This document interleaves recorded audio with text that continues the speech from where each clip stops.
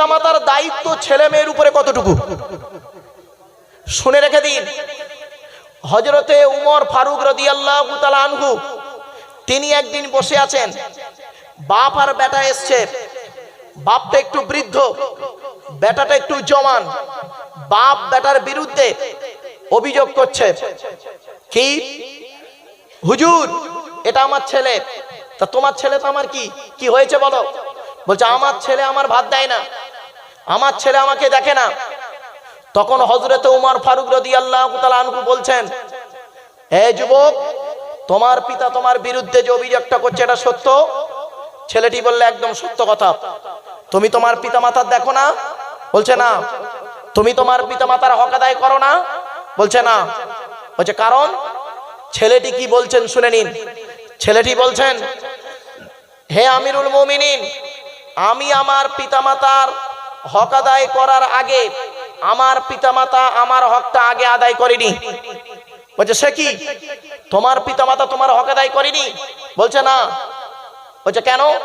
তোমার মা তোমাকে 10 মাস 10 দিন পেটে ধরেছে, 2.5 বছর দুধ পান করিয়েছে, শীতকাল বর্ষাকাল গ্রীষ্মকাল কোনো কালকে দেখলো না, আঁচল টাকা দিয়ে নিয়ে রেখেছে, আর সে মা তোমার হক আদায় করেনি? ছেলেটি বলছে না। তোমার পিতা তোমাকে নিজের মুখের আহার কেটে খাইয়ে মানুষ করেছে, তুমি সেই পিতাকে বলছো হক আদায় করেনি? বলছে না। তবে কি বলতে চাইছো যুবক? ছেলেটি যে কথাটি বলেছিলেন আজ আমি আপনাদেরকে সেই কথাটা বলছি, বাড়িতে গিয়ে ভাববেন। ছেলেটি বলছে আল্লাহর নবী মুহাম্মদ সাল্লাল্লাহু আলাইহি সাল্লাম বলেছেন প্রত্যেক পিতামাতার দায়িত্ব হলো ছেলে এবং মেয়ের উপরে 3টি। কয়টা? 3টি। এই 3টে দায়িত্ব যদি কোনো বাম্মা পালন না করে, ওই পিতামাতা যত নামাজ পড়ুক, যত রোজা রাখুক, যত হজ করুক, ওই পিতামাতাকে আল্লাহ পাক কিয়ামতের মাঠে ধরবে। 1 নাম্বার হলো কি, আইয়াকসিনা ইসমাহু, ছেলে মেয়ে সম্পর্কে আল্লাহর নবী বললেন, এ পিতামাতা তোমার সন্তান যখন জন্মগ্রহণ করবে 3টে দায়িত্ব পালন করো। 1 নাম্বার হলো ছেলে মেয়ে জন্মগ্রহণ করলে আইয়াকসিনা ইসমাহু, সুন্দর সুন্দর নাম রাখবে। 1-এর ক খ গ। কতে নবী বললেন সুন্দর নাম রাখতে, খতে নবী বললেন ডান কানে আজান দেবে, বাম কানে ইকামত দেবে, গতে নবী বললেন অর্থ থাকলে আকিকা করবে। 1 নম্বরে 3টে ব্যাখ্যা কোন বাম্মা করেছেন বাড়ি থেকে ভাববেন। 2 নম্বরে নবীজি বলেছেন ওয়াইজা ওয়ালাদা ওয়ায়ুআল্লিমুহুল কিতাবা, ছেলে মেয়ে যখন কথাবার্তা বলতে শিখবে তাদেরকে তোমরা কোরআনের শিক্ষা দেবে, লেখাপড়া শেখাবে, কোরআনের শিক্ষা দেবে, লেখাপড়া শেখাবে। দুঃখের বিষয় একটাই, অবস্থায় বর্তমান সময়ে পিতামাতা তার সন্তানকে সুশিক্ষা দিতে পারল না। ধর্মীয় শিক্ষা দিল সামান্য, আর জেনারেল শিক্ষা দিলেও সামান্য। অনেক সময় কি করে মানুষ, ধর্মীয় শিক্ষার প্রতি গুরুত্ব কম দেয়, জেনারেল শিক্ষার প্রতি গুরুত্ব বেশি দেয়। অনেক সময় মানুষ কি করে, জেনারেল শিক্ষার গুরুত্ব কম দেয়, ধর্মীয় শিক্ষার গুরুত্ব বেশি দেয়। সুতরাং মনে রাখবেন, সন্তানকে কোরআনের শিক্ষা দিন, সাথে সাথে ইংরেজি, কম্পিউটার এসবের শিক্ষা দিন, তবেই হবেন আপনি একজন আদর্শবান পিতা। 3 নম্বরে নবীজি বললেন ওয়াইজা বালাগা ওয়াইজা ওফিজা ওয়াইজা আদরাকা, নবীজি বললেন ছেলে মেয়ে যখন প্রাপ্তবয়স্ক হয়ে যাবে, যৌবন তাদের যখন ফুটবে, পাত্র পাত্রী দেখে তাদের বিবাহের ব্যবস্থা করবে, বিবাহের ব্যবস্থা করবে। কোন পিতামাতা যদি তার ছেলে মেয়েকে সঠিক সময়ে বিবাহ না দেয়, ওই পিতামাতা হলো কিয়ামতের মাঠে, পৃথিবীতে যদি ওই ছেলে মেয়ে ব্যভিচার করে, সমস্ত পাপ ওই বাপ আর মায়ের ঘাড়ে পড়বে। এজন্য আমি অনুরোধ করে বলে যাচ্ছি, যুবক ছেলে মেয়েরা, কোরআনে আল্লাহ পাক বারে বারে বলে দিয়েছেন। তাই 1 নাম্বার কোরআন বলছে কি, আল্লাহর সঙ্গে শরীক করো না, হারাম। 2 নাম্বার কোরআন বলছে পিতামাতার অবাধ্য হয়েও না, হারাম। 3 নম্বরে কোরআন বলছে লা তাকতুলুন নাফসাল্লাতী হারামাল্লাহু ইল্লা বিল হাক্কি, আল্লাহ পাক বলছেন তোমরা তোমাদের সন্তানদেরকে হত্যা করো না, খাওয়াবার ভয়ে হত্যা করো না। অনেক সময় মানুষ কি করে, সন্তান হত্যা করে ডাইরেক্ট ইনডাইরেক্ট, আল্লাহর গজব পড়ে যাবে। এই পাপ কাজ থেকে সরে আসুন। 4 নম্বরে কোরআন বলছে লা তাকরাবুল ফাওয়াহিশা মা যাহারা মিনহা মা বাতান, আল্লাহ পাক কোরআনে বলছেন প্রকাশ্য অপ্রকাশ্য খারাপ কাজের ধারে বাড়ে যেও না। প্রকাশ্য অপ্রকাশ্যে খারাপ কাজের ধারে বাড়ে যেও না। জ্ঞানীগুণী বুদ্ধিজীবী মানুষ প্রকাশ্য অপ্রকাশ্য খারাপ কাজগুলো কি কি আপনারা সকলেই জানেন। 5 নম্বরে আল্লাহ পাক বলছেন লা তাকতুলুন নাফসাল্লাতী হারামাল্লাহু ইল্লা বিল হক। আল্লাহ পাক বলছেন অন্যায়ভাবে কাউকে তোমরা হত্যা করো না। আল্লাহ যাকে হত্যা করতে বলেছে তাকেই হত্যা করবে, অন্যায়ভাবে হত্যা করো না। অন্যায়ভাবে যদি কোনো মুসলমানকে হত্যা করে সে হলো জাহান্নামী। তাই অনুরোধ করে বলে যাচ্ছি, এই কোরআনের এই আয়াতটাকে যদি আপনি ফলো না করেন, আপনি যতই ইবাদত বন্দেগী করুন না কেন আপনার ঠিকানা জাহান্নাম, এটা মাথায় রাখুন। 6 নম্বরে আল্লাহ বলছেন লা তাকরাবুল মাল আল ইয়াতীম ইল্লা বিল্লাতী হিয়া আহসান। আল্লাহ পাক বললেন এতিমের মাল খাওয়া তো দূরের কথা, তার ধারে বাড়েও যেও না। তারপরে আল্লাহ বলছেন ওজনে তোমরা কম দিও না। দোকানদার ভাইদের কাছে আমি বারে বারে বলে যাচ্ছি, ওজনে কম দেবেন না, আল্লাহকে ভয় করুন। প্রত্যেক নবী রসুলকে আল্লাহ পাক দুটো কথা বলতে পাঠিয়েছেন।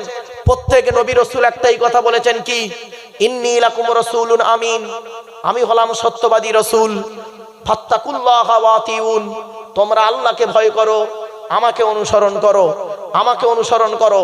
এই জন্য আমি আপনাদেরকে আলোচনা শুরুতেই বলেছিলাম, গাইড বুক আর গাইডার বিশ্বনবী মুহাম্মদ সাল্লাল্লাহু আলাইহি ওয়াসাল্লামের আজকের সমাজের বুকে দেখতে পাওয়া যায় বিশ্বনবী মুহাম্মদ সাল্লাল্লাহু আলাইহি ওয়াসাল্লামের দেহ নিয়ে আমরা আলোচনা করি খুব বেশি, সুরত নিয়ে আলোচনা করি। নবীর দেহটা মাটির ছিল না নূরের ছিল, এই নিয়ে আমরা আলোচনাতেই ব্যস্ত হয়ে পড়েছি, কিন্তু নবীর সিরাত নিয়ে আলোচনা করি না। সিরাত মানে হলো চরিত্র, জীবন আদর্শ, এটা নিয়ে আমরা আলোচনা করি না। এই জন্য বিশ্বনবী মুহাম্মদ সাল্লাল্লাহু আলাইহি ওয়াসাল্লামের জীবন চরিত্র নিয়ে যদি আজকে আমরা আলোচনা করি, তাহলে দেখবেন ভেদাভেদ তো দূরের কথা, একে অপরের মধ্যে কামড়া কামড়ি থেকে বেঁচে থাকতে পারবো। বিশ্বনবী মুহাম্মদ সাল্লাল্লাহু আলাইহি ওয়াসাল্লাম তার প্রিয় খাবারগুলো কি কি, তার আদর্শটা কেমন ছিল, তিনি কিভাবে শুয়েছেন, কিভাবে খেয়েছেন, কিভাবে কোন কোন জিনিসগুলো খেতে ভালোবাসতেন, সেগুলো তো আমরা কোনোদিন ভাবিনি। আমরা শুধু একটাই জিনিস জেনে বসে আছি, কি? নবী লাউ খেতে ভালোবাসতো, নবী মিষ্টি খেতে ভালোবাসতো, নবী আতর ভালোবাসতো, এইটুকুই শুধু জেনেছি বাপ। কিন্তু নবীর আরো যে প্রিয় খাবারগুলো ছিল সেগুলো কোনো দিনের জন্য আমরা গবেষণা করিনি।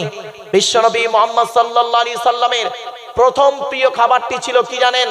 বিশ্বনবী মুহাম্মদ সাল্লাল্লাহু আলাইহি সাল্লামের প্রিয় খাবার, প্রথম খাবার ছিল স্বচ্ছ পানি, আর্সেনিক মুক্ত পানি তিনি খেতে ভালোবাসতেন। 2 নাম্বার, তিনি দুধ খেতে ভালোবাসতেন, তবে দুধে পানি মেশানোটা তিনি পছন্দ করতেন না। মনে রাখবেন, স্বচ্ছ দুধ তিনি খেতে ভালোবাসতেন। সারা পৃথিবীর মানুষরা আজ গবেষণা করে দেখছে মুহাম্মদ সাল্লাল্লাহু আলাইহি ওয়াসাল্লাম দুধ খেতে কেন ভালোবাসতো, স্বচ্ছ পানি খেতে কেন ভালোবাসতো। প্রিয় নবী মুহাম্মদ সাল্লাল্লাহু আলাইহি ওয়াসাল্লামের তৃতীয় খাবার ছিল কি জানেন? মধু তার ছিল প্রিয় খাবার। বিশ্বনবী মুহাম্মদ সাল্লাল্লাহু আলাইহি সাল্লাম বলেছেন মধুর মধ্যে 70টা রোগের ওষুধ আছে। 2021 সাল পর্যন্ত সারা পৃথিবীর বৈজ্ঞানিকরা 56টা রোগের ওষুধ শুধু মধু থেকে পেয়েছে। আমরা সেগুলোকে কোনোদিন ভাবিনি, বাস্তবে প্রয়োগও করিনি। বিশ্বনবী মুহাম্মদ সাল্লাল্লাহু আলাইহি সাল্লামের প্রিয় খাবার আরেকটা ছিল, সেটা হলো খেজুর। তিনি আজওয়া নামক খেজুরটা খেতে ভালোবাসতেন। বিশ্বনবী মুহাম্মদ সাল্লাল্লাহু আলাইহি সাল্লামের প্রিয় খাবার ছিল সাবু বা বার্লি, তিনি খেতে ভালোবাসতেন। প্রিয় নবী মুহাম্মদ সাল্লাল্লাহু আলাইহি সাল্লামের প্রিয় খাবার ছিল রুটি খেতে নবী ভালোবাসতেন। প্রিয় নবী মুহাম্মদ সাল্লাল্লাহু আলাইহি সাল্লামের প্রিয় খাবার ছিল দুটো মাংস, একটা হলো বকরির পাঁজরের মাংস, বকরির পাঁজরের মাংস খেতে নবী ভালোবাসতেন। দ্বিতীয় হলো মোরগের মাংস খেতে নবী ভালোবাসতেন। মোরগ সম্পর্কে আপনাদের ছোট্ট একটা তথ্য দিয়ে যাচ্ছি। হযরতে ইব্রাহিম বলে একজন নবী ছিলেন। ইব্রাহিম নবী তিনি একদিন আল্লাহকে বলছেন, আল্লাহ আপনি কেমন করে মৃতকে জীবিত করেন, জীবিতকে মৃত করেন, আমি একটু দেখব। সৃষ্টিকর্তা বললেন, তুমি কি আমাকে বিশ্বাস করো না? ইব্রাহিম নবী বলেছিলেন, অবশ্যই আপনাকে বিশ্বাস করি, তবে চোখে দেখলে মনটা মনে একটু তৃপ্তি পেতাম। তো বলছে ঠিক আছে, তুমি 4টে পাখি নাও, কোরআনে আছে সূরা বাকারার আলোচনা, 4টে পাখি নাও। তো ইব্রাহিম নবী 4টে পাখি নিয়েছিলেন, কাক, ময়ূর, বক, কাক, ময়ূর, পায়রা আর মোরগ। কাকের রং হলো কালো পায়রার রং হলো সাদা, ময়ূরের রং হলো আপনার সবুজ, আর মোরকের রং হলো লাল। এই চারটে প্রাণীকে উনি করলেন কি, আল্লাহ বললেন এই চারটে প্রাণীকে তুমি পোষ মানাও, পোষ মানিয়ে জবে করো, কল্লাগুলো তোমার কাছে রাখো, আর চারটে অংশকে একত্রিত করে টুকরো টুকরো করে একত্রিত করে চারটে ভাগ করো, পূর্ব পশ্চিম উত্তর দক্ষিণ চারটে পাহাড়ে রেখে দাও, দিয়ে এখান থেকে বলো সুম্মাদুহুন্না ইয়াতিনাকা সায়া, আল্লাহর হুকুমে তোমরা আমার কাছে ছুটে চলে এসো। তো যখন তার আল্লাহর হুকুমে চলে এলো, আসার পরে বিশাল বড় ঘটনা, যখন এলো আসার সাথে সাথে ইব্রাহিম নবী করলেন কি, আল্লাহ বললেন ইব্রাহিম এবার কল্লাগুলো যে যার কল্লায় আল্লাহু আকবার বলে লাগিয়ে দাও, বিসমিল্লাহ আল্লাহু আকবার বলে লাগিয়ে দিল, জীবিত হয়ে গেল। যাওয়ার সাথে সাথে তিনি বললেন, আল্লাহ পাক বলে দিলেন ইব্রাহিম এবার তুমি জেনে নাও অবশ্যই আমি আল্লাহ মৃতকে জীবিত করতে পারি, জীবিতকে মৃত করতে পারি। ছোট্ট একটা এক্সাম্পল আপনাদের পেশ করছি। একজন ইহুদি বাদশা হযরতে ওমর রাদিয়াল্লাহু তাআলা আনহুর কাছে চারটে প্রশ্ন লিখে পাঠিয়েছিলেন। চারটে প্রশ্ন। এক নাম্বার প্রশ্ন করেছিলেন যে আমি একজন ইহুদি বাদশা, এই চারটে প্রশ্ন আপনাকে করছি, আপনি যদি সঠিক এই চারটে প্রশ্নের উত্তর দিতে পারেন তাহলে আমি ইসলাম ধর্ম গ্রহণ করব, আর যদি আপনি এই চারটে প্রশ্নের উত্তর সঠিকভাবে দিতে না পারেন তাহলে আমি পৃথিবীর মানুষের কাছে প্রচার করব এ ধর্ম মিথ্যা ধর্ম, এর কোনো গুরুত্ব নেই, কোনো ভ্যালু নেই। চারটে জিনিস কি কি শুনে নিন। এক নাম্বার তিনি প্রশ্নতে লিখেছিলেন, সেটা পৃথিবীর কোন মানুষ একই দিনে একই মায়ের পেটে দুই ভাই জন্মগ্রহণ করেছেন, একই দিনে দুই ভাই মারা গেছে, কিন্তু দুজনের বয়সের পার্থক্য 100 বছর হয়েছে। আচ্ছা ভাই এটা কি সম্ভব? আরে ভাই বলুন না একটু, এটা কি সম্ভব? একই দিনে একই মায়ের পেটে দুই ভাই জন্মগ্রহণ করেছেন, একই দিনে দুই ভাই মারা গেছে, দুজনের বয়স তো একই হবে, এর যদি 10 বছর হয় ওরও 10 বছর হবে, কিন্তু দুজনের বয়সের পার্থক্য 100 বছর হলো। এই প্রশ্নের উত্তরটা মারাত্মক উত্তর, এটা কোরআনে আছে। আর ইহুদি বাদশা ওই প্রশ্নের উত্তর চেয়েছে, যদি উত্তর দিতে পারেন তাহলে আমি ইসলাম গ্রহণ করব। দ্বিতীয় প্রশ্ন করেছিলেন, সেটা পৃথিবীর কোন কবর যেখানে কবরবাসী জীবিত, কবর জীবিত, কবর মরে গেল, কবরবাসীও মরে গেল, এটা ওই কোরআনেই আছে। তৃতীয় প্রশ্ন করেছিল, সেটা পৃথিবীর কোন জায়গা যেখানে সূর্যের আলো মাত্র একবার পড়েছে দুপুরবেলা, পৃথিবী ধ্বংস হয়ে গেল আর ওই জায়গায় সূর্যের আলো আর পড়বে না, ওটাও কোরআনে আছে। 4 নাম্বার, সেটা পৃথিবীর কোন জায়গা যেখানে মানুষ নাক দিয়ে নিঃশ্বাস না নিয়ে বেঁচে থাকতে পারে। আশ্চর্য জিনিস। এই চারটে প্রশ্ন লিখে দিয়েছিলেন। হযরতে ওমর ফারুক রাদিয়াল্লাহু তাআলা আনহু করলেন কি, আব্দুল্লাহ ইবনে আব্বাস রাদিয়াল্লাহু তাআলা আনহুকে বললেন এই চারটে প্রশ্নের উত্তর লিখে দাও, আমি বলছি তুমি লেখো আর খামের ভিতরে করে পাঠিয়ে দাও। প্রথম নাম্বার কি প্রশ্ন ছিল, একই দিনে একই মায়ের পেটে দুই ভাই জন্মগ্রহণ করেছে, একই দিনে দুই ভাই মারা গেছে, দুজনের বয়সের পার্থক্য 100 বছর হয়েছে, কি করে হলো শুনে নিন। কোরআনে আছে ঘটনাটি, সূরা বাকারায়। পৃথিবীতে একজন নবী এসেছিলেন ইহুদিদের কাছে, নবীটার নাম হলো উজায়ের আলাইহিস সালাতু ওয়াস সালাম। উজায়ের বলে একজন নবী পৃথিবীতে এসেছিলেন। উজায়ের নবী যেদিন মায়ের পেট থেকে পৃথিবীতে এলেন, একই সঙ্গে ওনার একটা ভাই জন্মগ্রহণ করেছিলেন, যাদের আমরা বলি যমজ ভাই। তার নাম হলো উজায়েজ, এনার নাম উজায়ের, ওনার নাম উজায়েজ। দুই ভাই একই দিনে মায়ের পেট থেকে জন্মগ্রহণ করেন। হযরতে উজায়ের নবী ছিলেন তাওরাত কিতাবের হাফেজ। তাওরাত ইহুদিদের ধর্মগ্রন্থ তাওরাত কিতাবের হাফেজ, তিনি মুখস্থ করেছিলেন গোটা তাওরাত কিতাব, তারই মুখস্থ ছিল, পৃথিবীতে আর কারোর মুখস্থ ছিল না, মনে রাখবেন।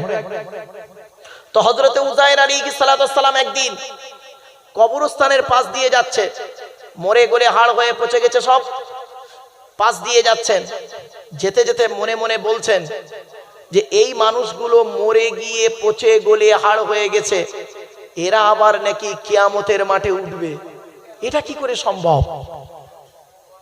আল্লাহ রাব্বুল আলামিন সঙ্গে সঙ্গে উজাইর নবীকে মৃত্যু দিলেন। 100 বছর পর, ভালো করে শুনে নিন, 100 বছর পরে উজাইরকে জীবিত করলেন।